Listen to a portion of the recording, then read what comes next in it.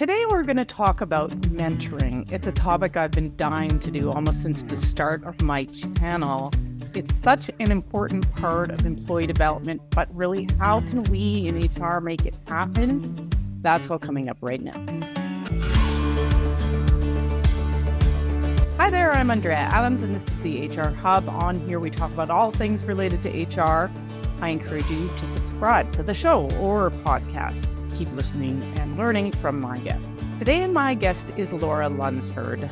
Laura has literally written the book about mentoring. And so when I went, or at least that's how it seemed when I went looking for someone to talk to about this subject, who also had credibility in the field. She's also a professor and assistant dean at Campbell University. Hi, Laura. How are you? I'm great and happy to talk about one of my favorite topics too, Andrea. Oh, well, I am delighted to have you. It was so at the top of my list for a long time, and then it kind of fell off. And then I was like, I still haven't done that. So here we are. All right. But just to get everybody into the same place and the same frame of mind about this topic, just give us a brief rundown of what exactly is mentorship. Well, I go to conferences where we debate the definition for days, but I'm going to give you the short version. Typically, it's going to involve the traditional idea of mentorship is it involves two people. One has more experience, and that it's a voluntary relationship where both people are going to share and typically a focus on professional goals. Okay. I'm a little bit curious. Where's the debate? You debate about this for a long time. Well, yes, because, what's the difference between mentoring and coaching, or executive mentoring, or peer mentoring, or reverse mentoring? And does it have to just be one-on-one? So lately, there's a bigger emphasis on networked mentoring, developmental mentoring, or mentoring mosaics. There's a lot of terms for the idea that you might be engaged with more than one of these kinds of relationships at a time. Okay, well, you said it, and I was actually planning to ask you that question anyways. What is the difference between mentorship and coaching? It's funny, I'm teaching a class on that topic right now, and mentoring traditionally is thought of as a more informal, but it doesn't have to be informal relationship, where people come together around some shared goals, and it focuses a lot on personal and professional development.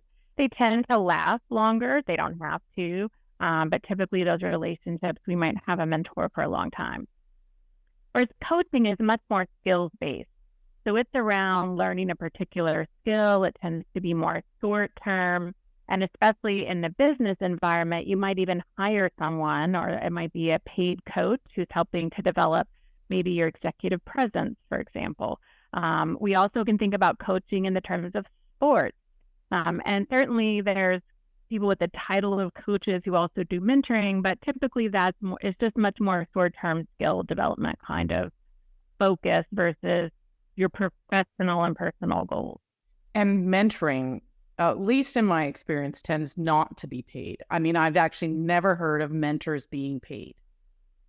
Well, the one exception to that is in the United States, they tend to pay teachers who are mentored. They could see it as part of some pre-service or teaching new teachers. So I've sometimes surprised myself that they're often compensated for that work. I might argue that they're doing more coaching than mentoring, but they call them mentors. But typically, you wouldn't encounter mentors being paid. So we're talking about it from an organizational perspective today. And I know there's just mentoring in so many contexts because it's so helpful for so many reasons, but what are the benefits of mentoring for an organization? Why should an organization invest in mentoring? Well, that's a great question. And there's lots of reasons, and the research shows there's lots of benefits for mentoring. But the fact is, it really didn't start to get formalized until the 80s. And at least in the United States, this was really driven by lawsuits about the glass ceiling. So women weren't moving up in an organization. So there started to be more emphasis on formal mentoring programs, and what informal or formal, so whether it's, sanctioned, you're master with someone, or you just naturally come up with someone to mentor, really can have some organizational benefits to socialize people the informal rules, the rules that aren't written down, but it would really help if you knew them, how to get things done, who is really going to be helpful. So mentoring can have these personal benefits to the person to advance, but it also really helps organizations because it teaches people much more quickly how to navigate and be successful. You mentioned that, though, in that almost in an equity context around women. How is it relevant there? Like, why did it come up in that context? Well, because companies were told they needed to do something to fix the problem of women not advancing to the C-suite. And one of the tools they came up with was formal mentorship. And so mentoring started to get a lot more attention by scholars in the business world. Like, did it really matter? What kind of program was more effective? And certainly it's grown. And now we see formal mentoring when people wouldn't normally come together. So if we are more similar or we're right next door in an office, we might connect. But formal mentoring programs are really now meant to connect people who probably wouldn't come in contact with one another. And so it was meant as a remedy to help sort of help these women have connections with, powerful individuals whom they might not have otherwise come in contact with. And, it has big benefits sometimes for companies in terms of retention. And job satisfaction, which we know is also related to keeping people and reducing turnover. And we also know younger employees, there's been some Pew research that says they want mentoring as one of the professional development HR strategies that are offered at organizations they're looking at. Absolutely. If you just think about the people that are going to be watching this episode, there'll be some out there just specifically interested in mentoring, but so many of them will want their own mentor if they don't have one already. I mean, it's just so powerful. So the competencies. There's just so many questions about this and how to make it work well, but let's start with the competencies of a good mentor. What should a good mentor be doing? Well, sometimes when I do presentations, I'll Google effective mentors or skills or qualities of effective mentors. And, I read all that and I don't know anyone who meets them all. I'm like, these are these people that idealize people who don't exist. So we can kind of get caught up into, you need to, be nice and listen and help the person grow. And it just sort of goes on and on. So I would say even great mentors have bad days. So kind of need to keep that in mind. But I would say the top competencies are reflective listening, being able to listen well and listen for substance and put it all together, building rapport, which is the foundation of trust in those relationships, and the skills of asking excellent questions, not asking lots of questions, not being an interrogator, but learning how to ask the right questions that's really going to move that person's trajectory and thinking to a different place. So I would say those are the three core, competencies. Some people also would include things like having an awareness of self and inclusion and diversity and equity. But I think if you really are good at that reflective listening and rapport building, you're going to be doing some of that already. Mm-hmm. Now, reflective listening, just to be clear, because I'm curious, is reflective the listening is like, I've heard what you said and I'm going to recap what you said? Yes, but it's a little bit more than that. It's not just sort of this touchy-feely. And so what I hear you saying is this, but it is putting together the story of what the person's trying to tell you and making sure you understand it. Because we often listen for what we're going to say next, or we listen and we think we know where the person's going, rather than just sort of sitting back and really getting what they're trying to tell you and making sure that you've got it right. And then, for the people out there watching this because they want a mentor, what should they expect when they're starting out in a mentoring relationship? Maybe they're thinking about calling up on someone and saying, will you be my mentor? What should they expect? Well, that's a great question. And you kind of have two questions in there. One is, how do you find a great mentor? And my advice is, in most countries these days, we don't just, the first person we start dating, we don't say, hey, will you be my husband or wife or partner? We don't just jump in, we get to know them a little bit. And I would say the same is true for mentoring. So rather than say, hey, will you be my mentor? Unless, again, it's a formal mentoring program with a match, it's probably better to, identify someone who maybe has some knowledge that you would like to have or acquire, who's been successful in the organization or has a position that you might want to have one day, and seek their advice on something. It can be as simple as, hey, can I buy you a cup of coffee? I'm weighing some decisions about my professional development. I'd love your input. Mm-hmm. And then sort of following up with that person and maybe even asking permission. Can I check back in with you from time to time? And out of that, informal, natural mentoring will evolve. And then the expectations part. Did you answer that part? What they should expect from the relationship? Well, let's see. In terms of expectations, certainly you want to expect that the person is going to, give you some good information, that they're an expert in the area, that they're going to have some confidential conversations. And you need to maybe have a conversation about that. If you're sharing some things that you might be worried could get back to your boss, for example. Maybe you're conducting a quiet job search, for example, or want to do some skill development that might be a little bit outside your normal scope of work. So you'd want to qualify or clarify, hey, can this be confidential kind of conversation? So you want to establish that expectation. Maybe how often you might get together. Certainly for formal mentoring, like once a month is recommended, but it can be less frequent for someone you're adding to your network. And other expectations are that they're going to, treat you well, that give you good advice, that doesn't misfire, not judge you, rather support you, and help you process a bit, kind of unpack maybe when things didn't go well. Like, how might you do that differently next time? But you should also have an expectation to thank them.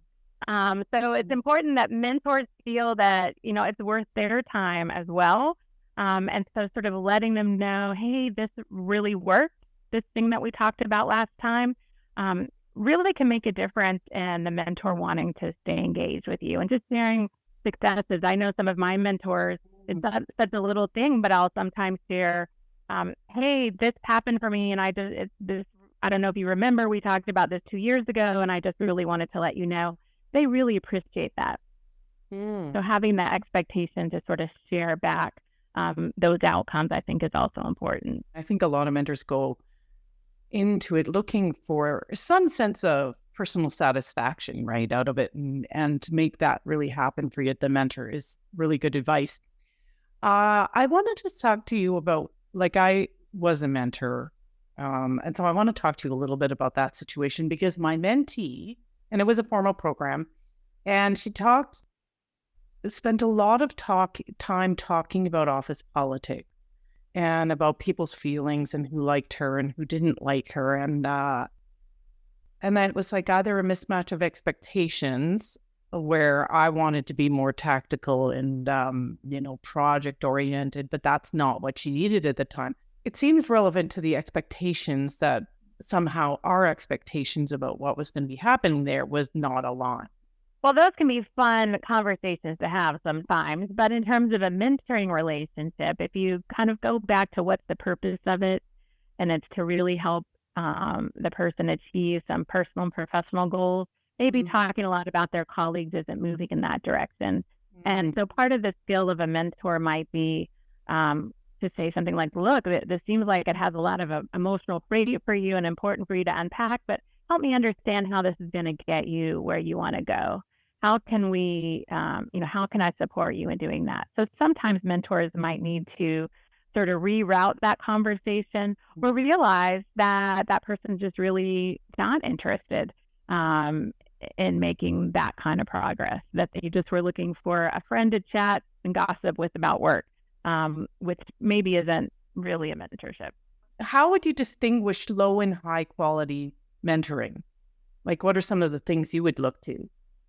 Well, I often will ask people to do a thought experiment, to imagine someone they really like walking down the hall, and what are 3 adjectives they use to describe that person. And they have great adjectives, interested, motivated, funny, warm, all that. And then I ask them to imagine a person, if they saw them again, it would be too soon. And what are the three adjectives about that person? And they're really fast on describing that person. And they're all the negative words you can think of. Yeah. And we can think of that as our mentoring relationship too. High quality really lift us up, give us a lot of positive energy, motivate us, inspire us. Whereas negative relationships really can drag us down.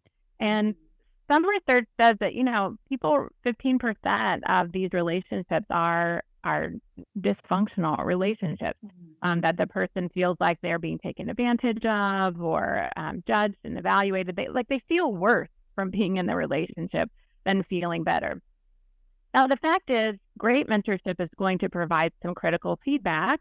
But sometimes that critical feedback doesn't always feel great at the moment that you receive it, but it shouldn't be demoralizing. It should have a plan to help you think, well, how can I do this differently next time?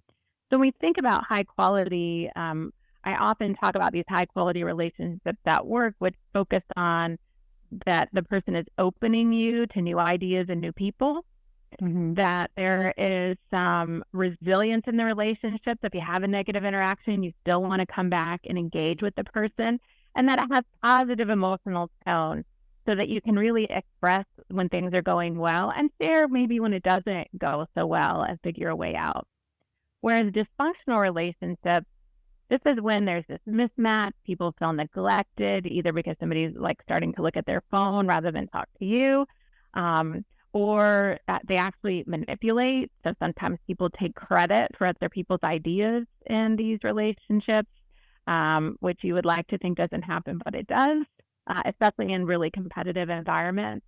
Or it can be just general dysfunction. Maybe life is not going well for one of the people, and they're just not able to show up and be there in the way they might like to. So there's lots of ways it can go poorly. And part of that is recognizing that quickly and trying to gracefully exit those relationships where it's not going so well and finding someone else to add to your network.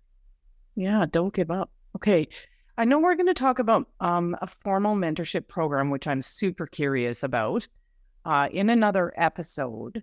But as a teaser for that episode, what are some tips you might have for starting with an actual program? Well, my number one tip always is, why are you doing the program? What are the goals of that program, both for the organization and for the individuals? And people think that's an obvious answer. But what I was about to say, yeah, you would think obvious. We just be able to say, well, we just want to have a mentoring program. We want to help our employees. Okay, well, help them how? So there's lots of ways you could help your employees. Mentoring necessarily the best option versus a one-day workshop or some skill building activities or all the other kinds of professional development things you can do. So really helping people think through what are those goals. And if they get real clarity and specificity on that, then it drives recruiting the right people, having the right activities that are going to help achieve those individual and organizational aims. So you would be surprised how often people have actually a pretty tough time starting to really clarify their goals more than just a generic, well, because someone told me to, or we've inherited a program, or, isn't mentoring great? We should be doing it. Yeah. Let's maximize the advantages of mentoring. Oh, exactly. What, so along those lines though, what does a really good why look like? Well, some are doing a really good job of doing that. They're very clear that their mentoring program is for new employees to onboard them and help retain them in the first year, which is really different from a mentoring program for mid-career people that maybe is helping to move them into leadership positions. So a number of organizations, when they're very clear about, hey, it's 1 year and we want to get those people socialized and on a great track, which you can imagine you would do very different activities than sort of a mid-career moving people into leadership roles. In an organization, what are some other contexts other than onboarding and leadership development? What are some other contexts for which you might want to do mentoring? Well, there's growing need for reverse mentoring because as we approach more and more of the generation retiring, they have a lot of institutional knowledge, but they might not always have all the technical new skills. So some reverse mentoring is becoming very popular where newer employees are really helping more senior employees learn some skills. I have a colleague in England. He's done a lot of work around maternity mentoring. So it's women who've exited the workforce to have children, but now really need to get caught back up with changes that might have happened in the last year or two when they've not been in the workforce. So that's a very focused program as well. Then, of course, you have some mentoring for when senior people are leaving. So in their last year, they're really trying to do some mentoring of the less experienced people to really get them up to speed, which looks very different than I'm trying to just keep this person in the workforce for their first year. So there's some other interesting, context. And again, it has to do with what's the organizational need it's meeting and how then can it also really help develop those folks professionally. Well, that was super interesting. Okay. Where can someone learn more? And you need to mention book. Well, of course, the Mentor's Guide is a great resource for mentoring programs in particular. But there's two professional organizations I would recommend to people: the International Mentoring Association. Okay. There's also the European Mentoring and Coaching Council, EMCC. They have a lot of resources and professional development. Both of them offer webinars, and so those are great resources. And then there's some terrific books. Brad Johnson has written a lot about mentoring women. Athena Rising is one of his books, which is very excellent. And the Center for Mentoring Excellence. So my good friend Lisa Fain has worked with her mother to write some things on the hallmarks of mentoring. So what are the hallmarks in an organization about mentorship, and some really great resources on being a good mentor and mentee. Okay. All right. Well, I will put links to those both in the actual video episode as well as in the show notes. Well, thanks, Laura. I learned a ton through that. That was just really satisfying, actually, and it was all I was hoping it would be. I am looking forward to the next episode where we talk about how to make it happen in an organization, but we don't have time for that now. I did another episode about learning and development basics, and I'm pretty sure we talked about mentoring in that episode. The link is right here. Thanks for watching out there. We will see you next time when I talk with another insightful guest.